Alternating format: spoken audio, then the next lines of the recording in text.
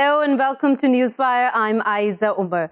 Turkish President Recep Tayyip Erdogan and his Russian counterpart, they've reached an agreement in the Russian city of Sochi on Tuesday, unveiling largely a 10-point memorandum of understanding over the endgame in Syria's eight-year civil war. Now, this comes 2 weeks after the Turkish offensive started, which the Turkish forces have called the Peace Spring, and this started in the northeastern part of Syria, essentially controlled by the SDF forces, a group the Turks and the US also recognize as terrorists, and yet they were the allies of the US in fighting Daesh in Syria. Now, this offensive started after what was widely seen as a green light from President Donald Trump with his sudden announcement of almost complete withdrawal of US troops in the region.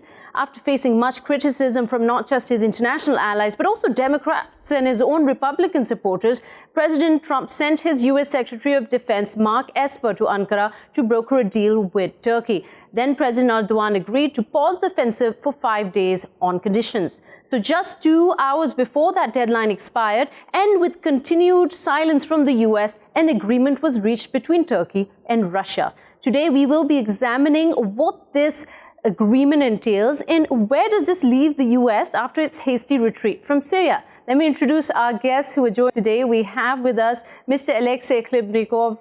He is an expert on the Middle East at the Russian International Affairs Council and also has been a consultant to various think tanks and institutions in the US, Middle East and Russia. He's joining us from Moscow. And we have with us Mr. Onur Erim, the president of Dragoman Strategies, a think tank, and a political advisor, author, and he's also worked at the White House during the Clinton administration. He's joining us today from Istanbul. Welcome to both of you to the show. If I could start with you, Mr. Khlebnikov, in trying to break down the main key takeaways from this agreement, could you highlight for us?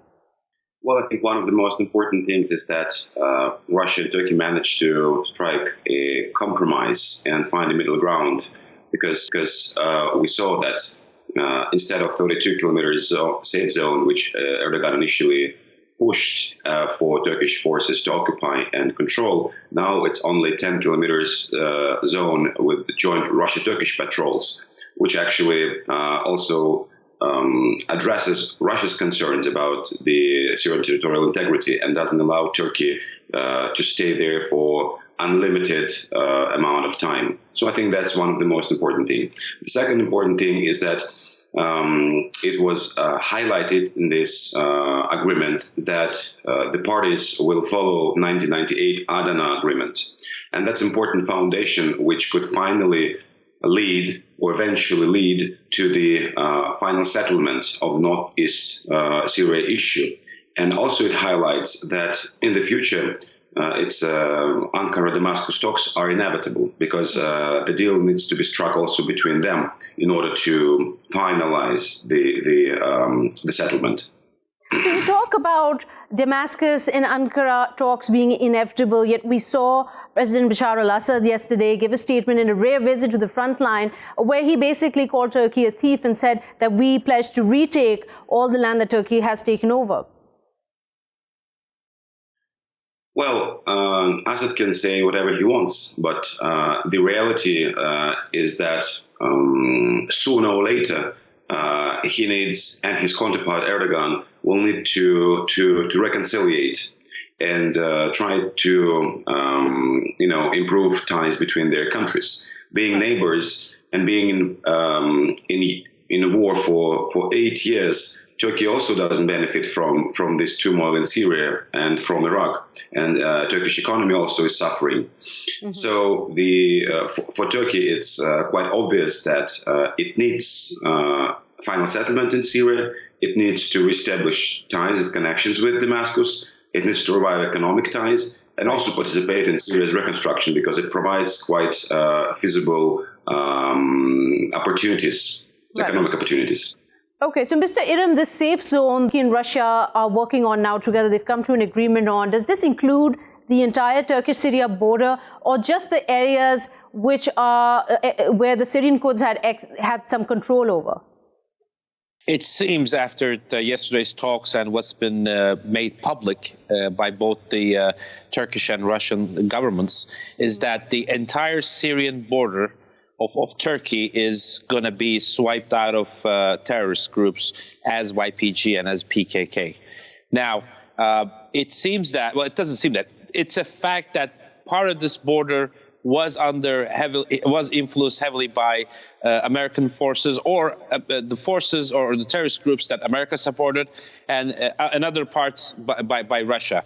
Now, as you know, Vice President Pence came himself along with his cabinet members to Turkey to push for an agreement to stop Turkish operation, which Turkey said okay under the set conditions, and it held to its promise.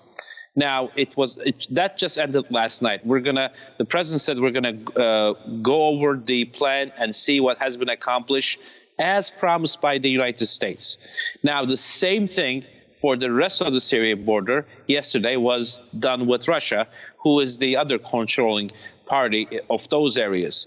Now we'll see. We have 6 days for that. We'll see what happens. That at the end of the day, what Turkey wanted, and it was the only thing that it wanted, right, to make sure that its border is safe and the area of 30 kilometers is cleaned out of YPG and PKK terrorist groups. Now, both agreements in writing suggesting that this is going to happen. We will have to wait and see how it concludes.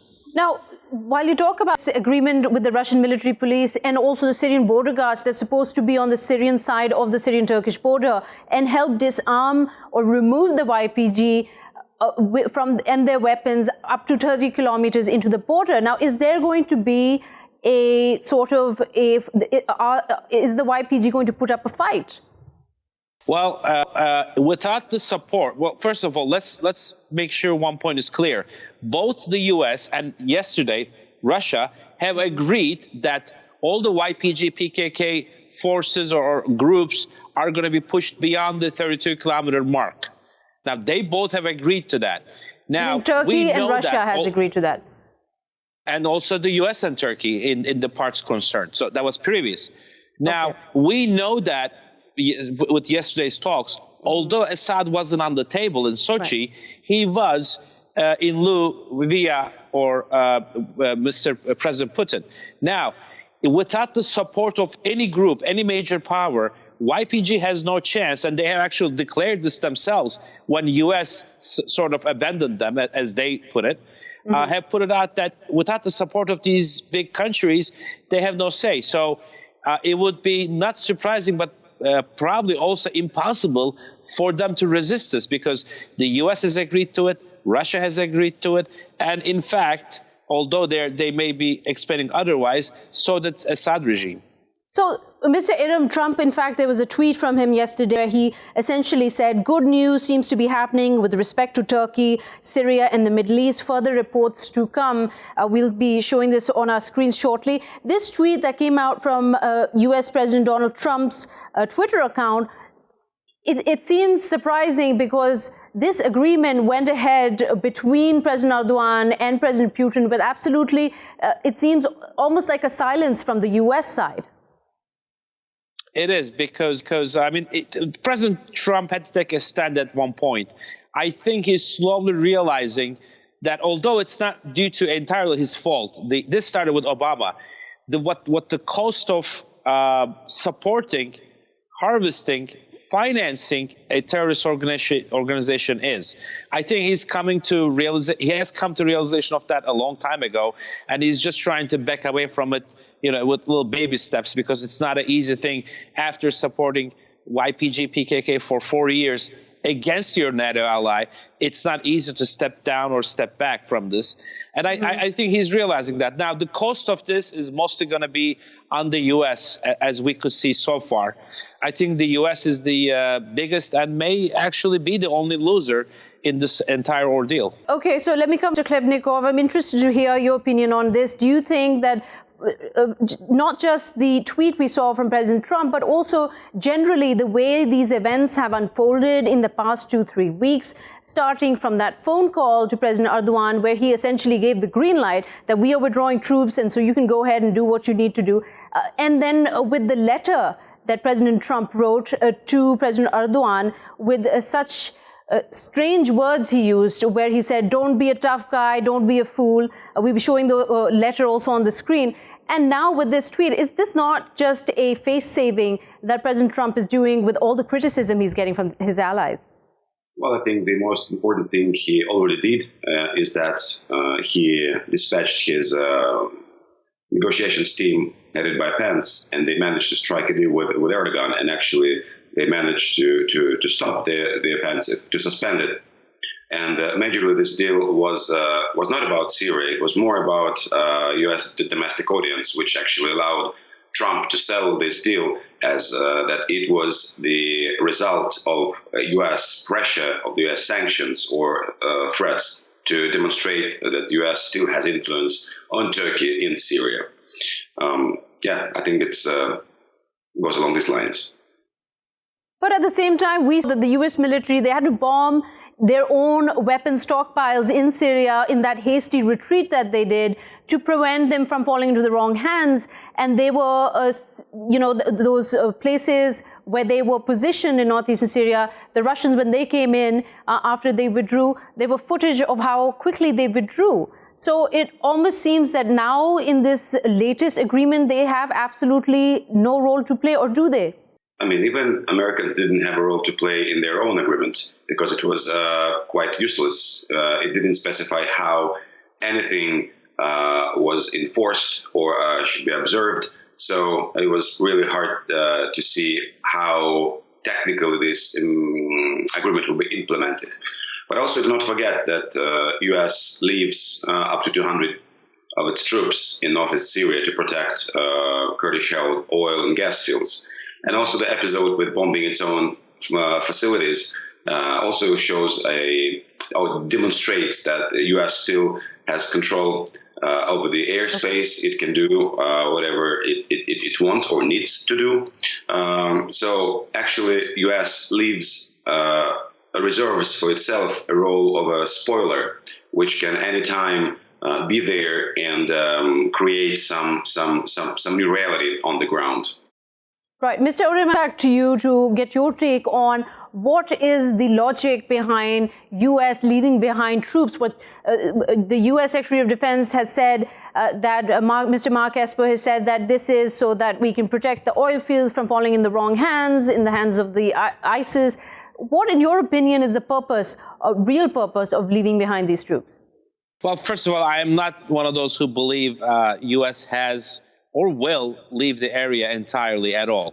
What they did is they actually tried to correct a mistake against a NATO ally, which is helping and supporting the YPG PKK in the area.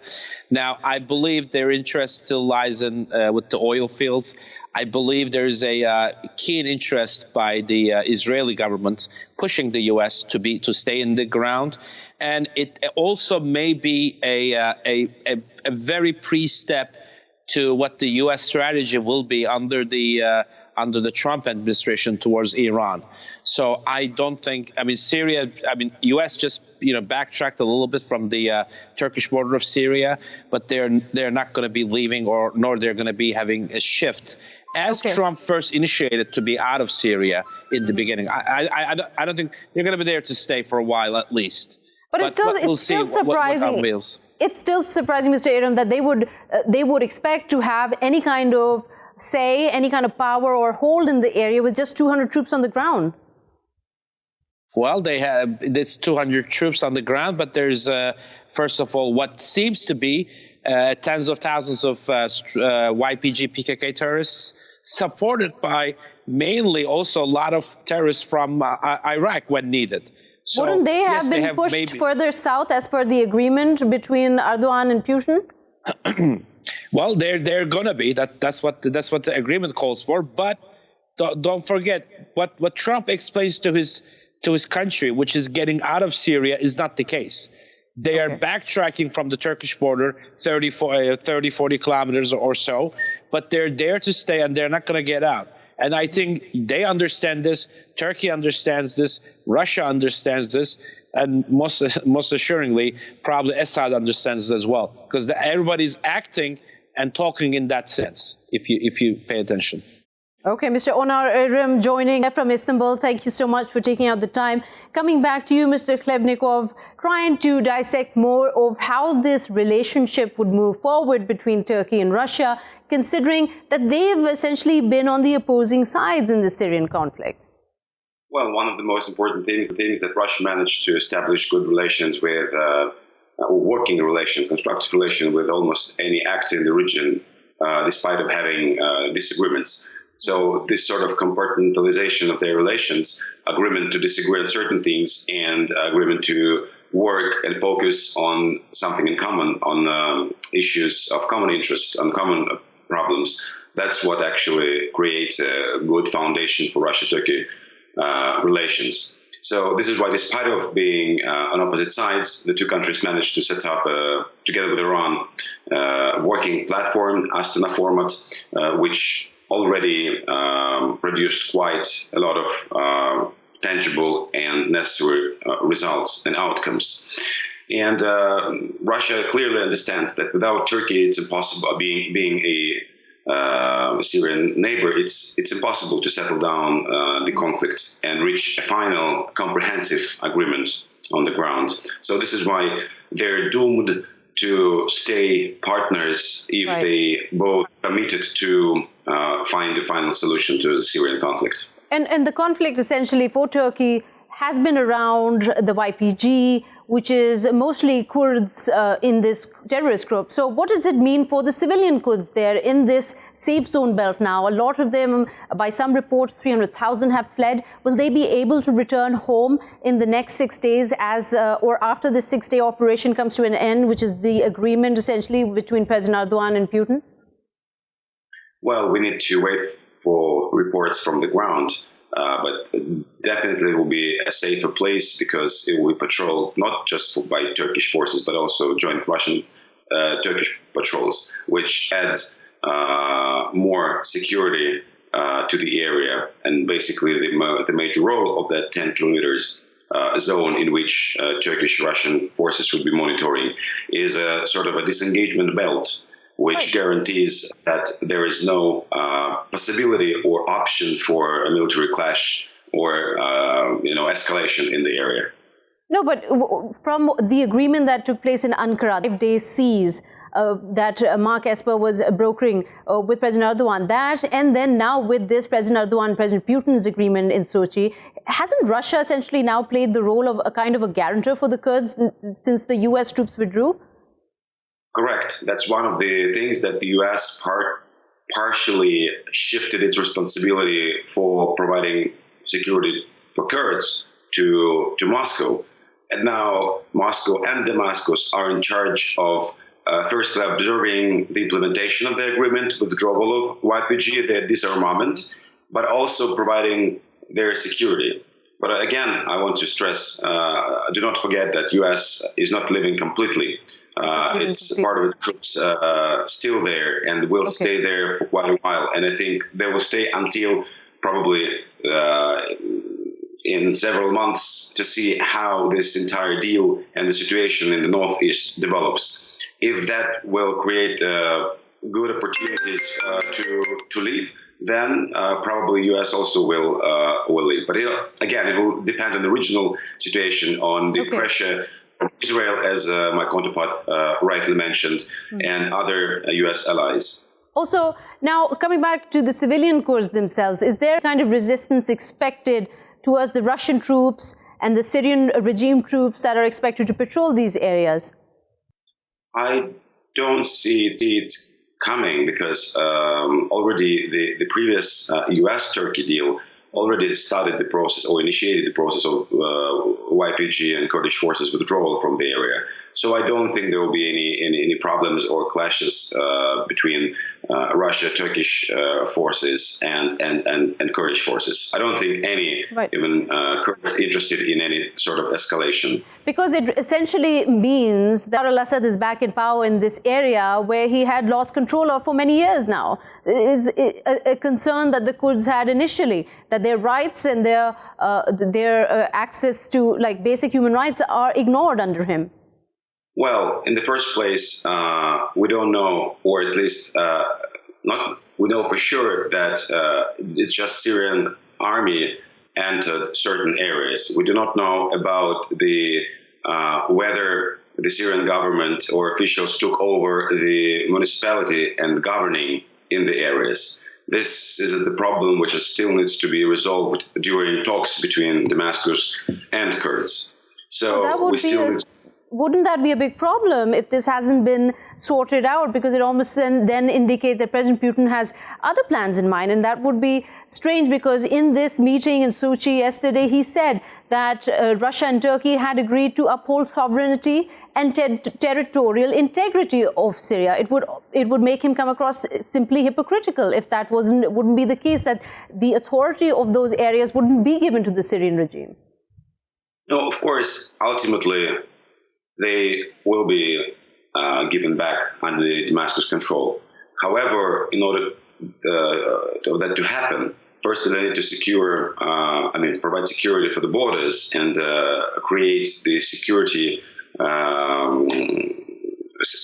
environment and situation for Kurdish Damascus talks, and then these talks will demonstrate what compromises Assad is ready to give to Kurds or not to give. And that's another one of the biggest challenges for Moscow, because it will be brokering, mediating the talks, what kind of agreement Damascus will strike with the Syrian Kurds. And here, it's not an easy task, these negotiations. Mm-hmm. They're still very tenuous at this point. Mr. Alexey Khlebnikov joining us from Moscow. Thank you so much for taking time to speak to us. Give us some clarity, insight into how this agreement would unfold, and essentially what would be the role of the U.S. As our guest mentioned, that it shouldn't be expected that the U.S. will completely withdraw from the area. But to add to this conversation, let me invite Dr. Tim Anderson, the Director for the Center for Counter-Hegemonic Studies, joining us from Sydney. Welcome to Newswire, Dr. Tim Anderson. We're essentially trying to work out where the U.S. now stands. And on that note also, where do those sanctions stand that were announced on Turkey when it started its Peace Spring operation?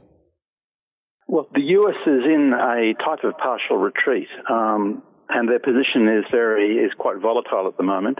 They announced that they were going to base themselves in Iraq and still possibly play some role from Iraq, but the Iraqi authorities, the Iraqi military, has now said they're only given permission to enter northern Iraq in transit, and they're not welcome to stay in Iraq in the capacity that they've outlined.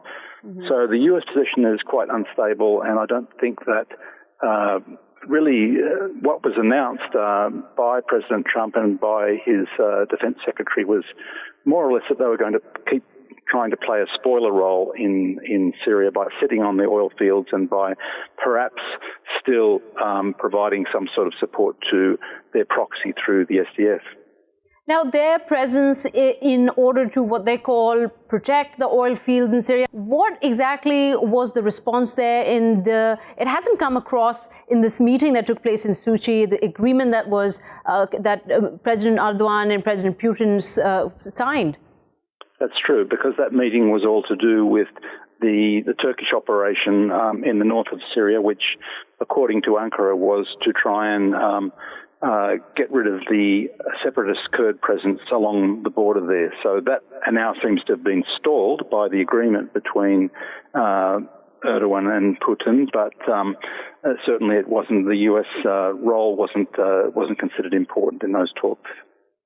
And we saw U.S. Secretary of Defense Mark Esper saying during an interview with an American news network that he said essentially, he kept highlighting, trying to defend the reason why U.S. withdrew from Syria, saying that let's not forget why we allied with SDF in the first place, and it was to defeat ISIS, he says. And then he says that this is a new phase the U.S. has entered in order to achieve this goal. Do you see this as a new phase?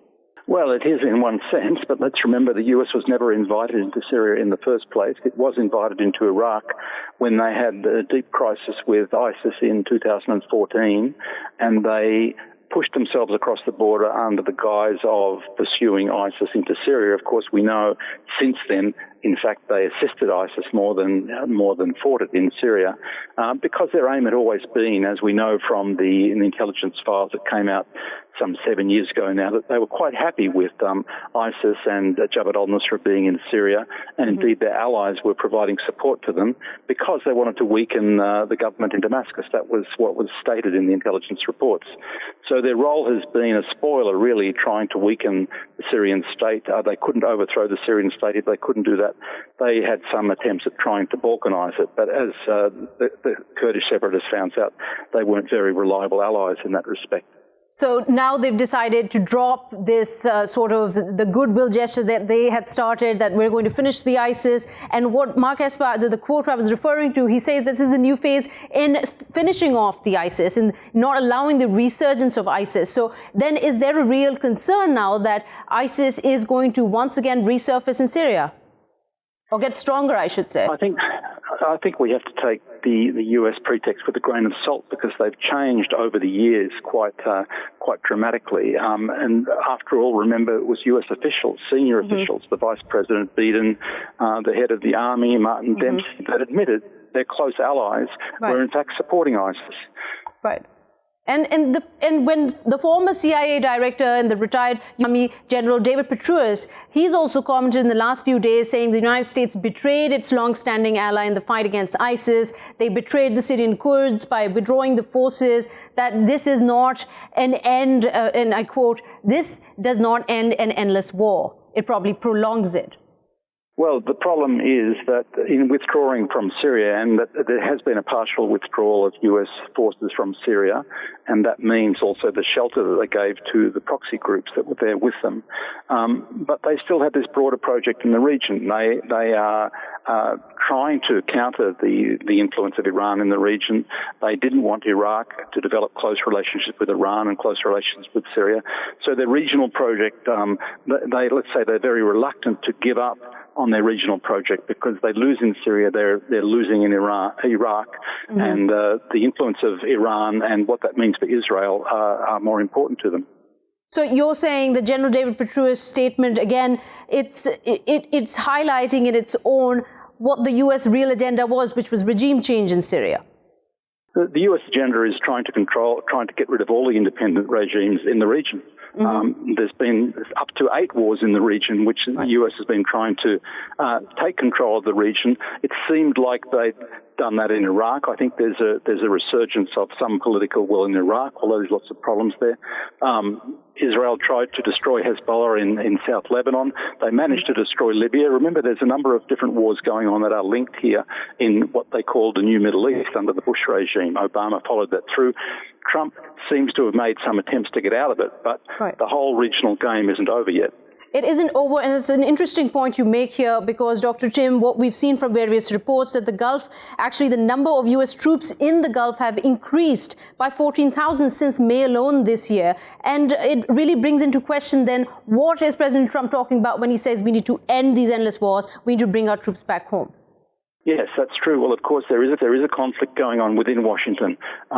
It depends to what extent you can believe the word of Donald Trump, but there seems to have been a fairly consistent line from the election campaign to last year to this year, at least of getting out of Syria, and he has made some steps towards doing that, but he still has the obsession with Iran. Dr. Tim Anderson, thank you for joining us from Sydney. We're going to take a quick short break. We'll be right back.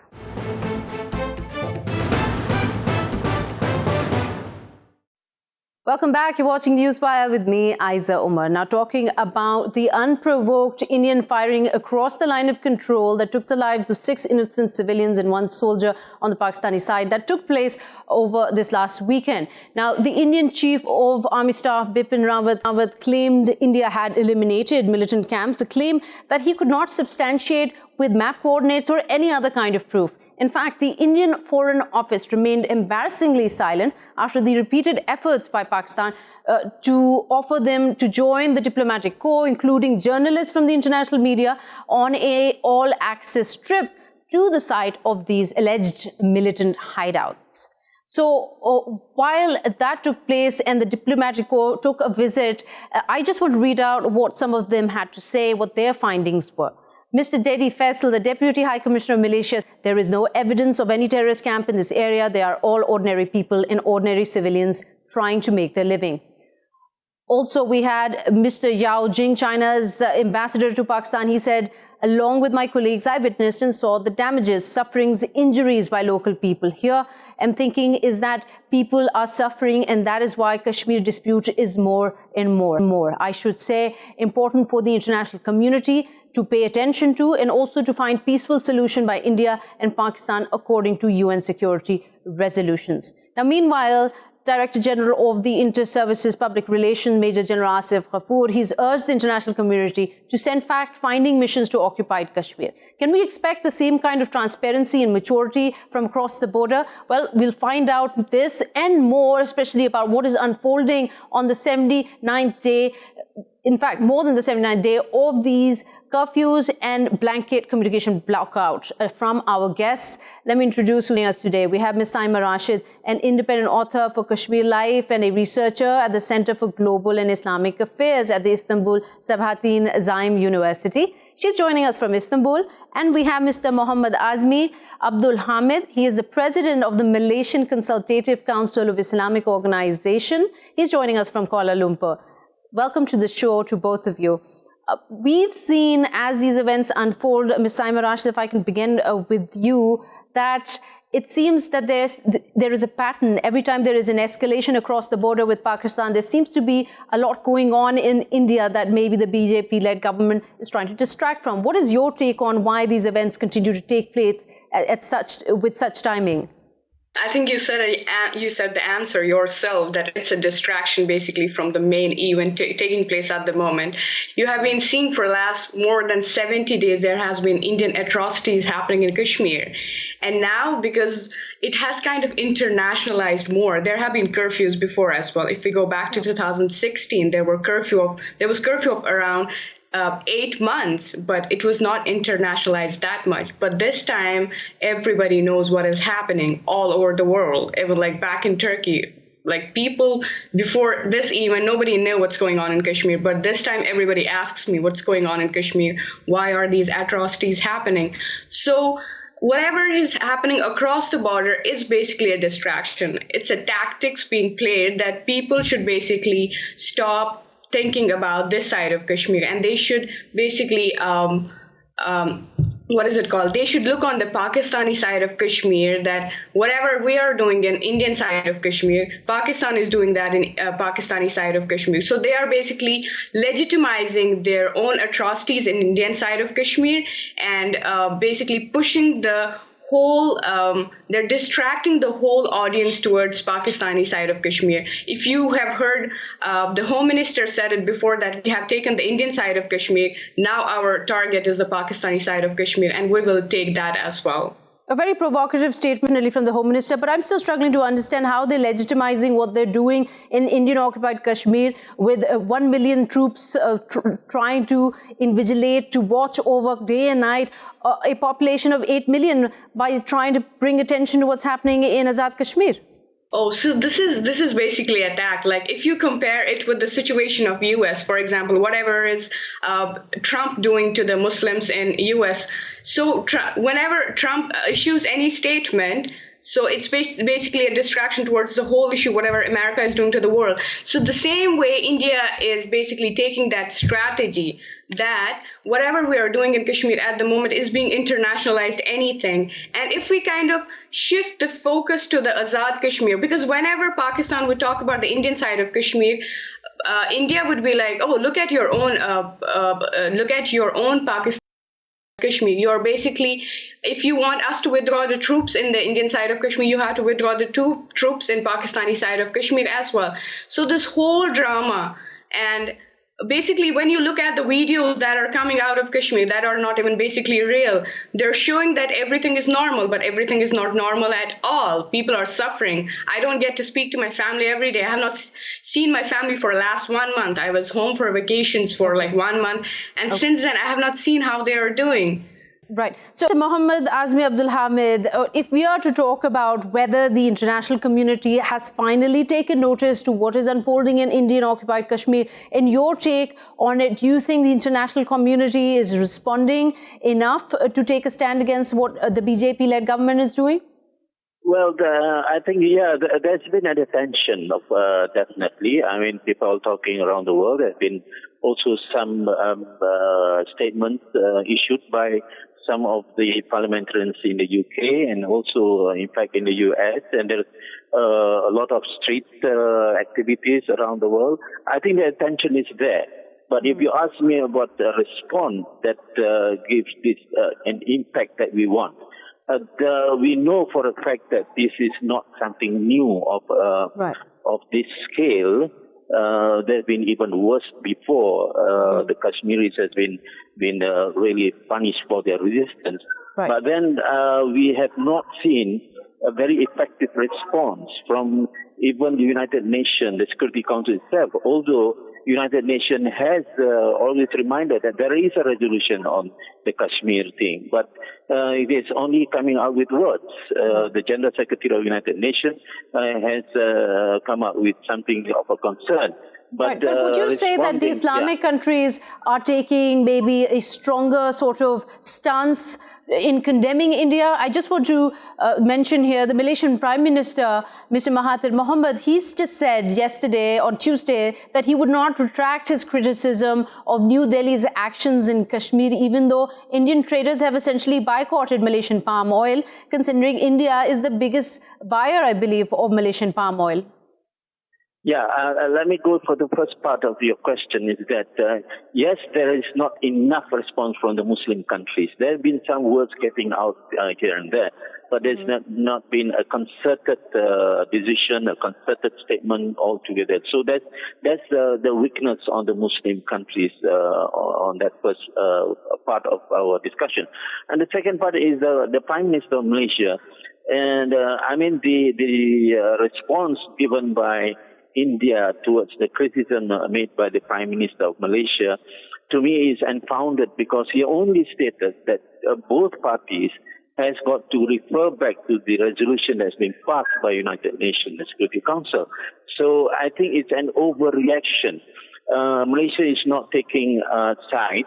That is quite clear. It's just that, Kashmir has benefited out of that resolution for a while. But we definitely have to have a long-term resolution. But now, because of this, India, especially the traders, the government has not said that much, but the traders say that they want to have a boycott towards the palm oil of Malaysia. Now, that is their right. I mean, we will say that we do notice that, but to react in such and to launch a kind of a trade war on a partner of a trading farmer, giving also this consideration that the trading is both ways. I mean, if you cut off one item, it doesn't mean that it's going to have all that kind of impact. So I think the traders are overreacting, and I think it's not a wise thing to do on this issue. Is there a risk that this could turn into a full-blown trade war, that this could go on, or do you think it will phase out after India is done overreacting to this criticism?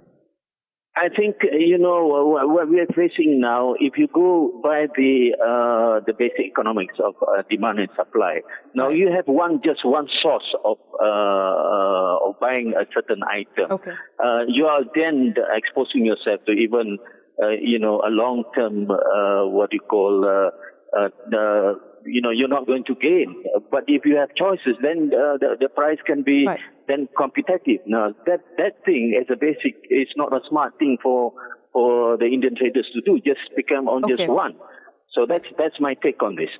Okay, so now while we're talking about the kind of stance that the Muslim countries are taking around the world, Mr. Hamid, stay with us. I want to play for our viewers what US lawmakers said and how they expressed their alarm and concern over the situation in Indian-occupied Kashmir in a congressional hearing yesterday in the House of Foreign Affairs Subcommittee on Asia-Pacific session. US congressmen and women They were criticizing India's recent actions in Kashmir related to barring access to not just foreign journalists, senators and diplomats, but also the political detentions of the local politicians of Indian-occupied Kashmir. But I won't say more. Let's take a listen what kind of questions and concerns they had. How do you see the situation going forward with just the most basic elements of life, people's health situation and so forth, based on Amnesty's work there? It's hard for me to take seriously the argument that this is being done for the economic development of Kashmir and to unleash the... Can you or others speak to this argument as now tourism blossoming and so forth? I mean, this is what we're being told, right? It's been very difficult for somebody like me to monitor the situation in Kashmir as it evolves because of the crackdown on journalists and humanitarian aid workers and political leaders. I know that U.S. Senator Chris Van Hollen and a delegation of Indian opposition members were denied entry amidst what I understand to have been a blackout on communications from within the state. And historically, humanitarian aid workers and journalists and political leaders have been able to conduct their work even in active war zones. So I guess my first question is, what is the justification for this lack of transparency around these actions? Under Modi and the BJP government, all of these mutual values have been threatened. And I think we have to understand the situation in Kashmir as part of an overall Hindu nationalism project of the BJP. So these were questions by congressmen and congresswomen representing different districts in the United States. One couldn't argue here, as India likes to say time and again, that Pakistan is very biased, is pushing its own agenda. There's nothing genuine about them highlighting what is unfolding on those 8 million in Indian-occupied Kashmir. So, Saima Rashid, coming back to you, when you hear these concerns, these questions that took place in the House of the Foreign Office Affairs, and here we heard also Mr. Ben Cosme, who was representing Amnesty International. He details further on in this session of the concerns that are there. What is your takeaway? Do you see any kind of hope that the world community, those who actually matter, who can make a difference, are finally taking notice? As I was talking before, that this time it was really internationalized. I mean, everybody got to know about it. And then the condemnations came from all over the world. So yes, we do have a hope. But again, the condemnations are coming. But what is happening, you all can see. Like, the world is talking, but you still see a lot of silence in the world, because India has actually emerged as a power in the world, and it has got the superpowers by its side. Like, its allies are like the very strong powers in the world. So although there are condemnations within US, but when you look at the US president, he's on his side. He's on Modi's side. So there is a hope, but there is hopelessness as well at the same time. Okay. Like, there is an... Okay, Ms. Saima Rashid there. Just thank you so much from Istanbul. Coming back to you, Mr. Hamid, you heard some of these congressmen and women during this congressional committee on South Asia expressing concern. Do you feel like maybe this at a point where the US itself is looking at election campaigns going on for the presidential 2020 elections, do you feel that this could be key or could help in taking some action against the BJP-led government? Yeah, I think that this is signal of what the campaign has already started, especially from the President Donald Trump, that he's trying to actually capitalize on, our world powers, especially India, to show that they are really supporting him. So I think on that part, they are trying to use that in the kind of campaigns. But I think on the mass level, on the public, I think there is a very critical thinking about this. And the narrative of what's happening in the Indian-occupied Kashmir is coming out one by one. And then, although there's no journalists, there's no access to any news from there, but I think the news has been leaking out. The facts are there. I think Right, but Mr. Hamid, also very quickly, we've got the last 30 seconds left. We mentioned how the Prime Minister of Malaysia, he said that he's not going to retract his criticism against New Delhi's actions in Kashmir. We also saw Prime Minister Modi take back his decision to visit Turkey as a protest that why would Turkey take Pakistan's side on Kashmir. Do you think that India's reaction is insubstantial or is an overreaction? No, I think in fact, there's a case of Turkey. If he retracts to go and visit Turkey, I mean, Turkey has been voicing out this very clearly. I think the impact is slowly coming in. There will be a time when the government of India and Modi himself is going to have to review and revisit all this, but still the pressure has to be increased, and we hope that there is really a response from India that they cannot go on like this. They have to dismantle all this action. All right, Mr. Hamid, they're joining us from Kuala Lumpur. Thank you so much for taking out the time. We've come to the part of the show where we have to say goodbye. We will be seeing you next week with new episodes of Newswire exploring what is happening around the world. Till then, goodbye.